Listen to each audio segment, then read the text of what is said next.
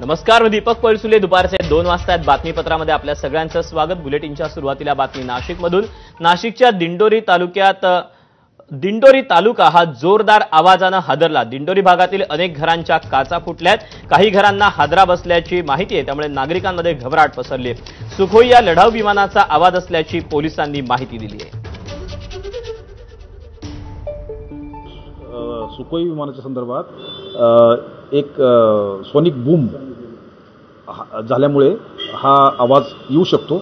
याचा अर्थ असा आहे की ध्वनीच्या वेगापेक्षा अधिक वेगाने ज्यावेळेस सुखोई प्रवास करतं त्यावेळेस अशा स्वरूपाचा आवाज हा होतो आणि त्या आवाजामुळे वातावरणामध्ये त्या एरियामध्ये भीती निर्माण होण्याची शक्यता असते. तसाच प्रकार हा दिंडोरीमध्ये सुद्धा आहे. अशा स्वरूपाची माहिती HALच्या अधिकाऱ्यांनी दिलेली आहे. त्यामुळे इतर बाबतीमध्ये काही भीतीचं वातावरण नाहीये किंवा घाबरायची आवश्यकता नाहीये.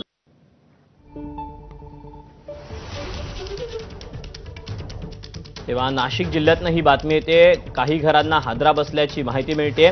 काचा देखील फुटलेल्या आहेत. दरम्यान हा सुखोई लढाऊ विमानाचा आवाज असल्याची माहिती पोलिसांनी दिलेली आहे. दिंडोरी तालुक्यामध्ये हा सगळा प्रकार घडला आहे.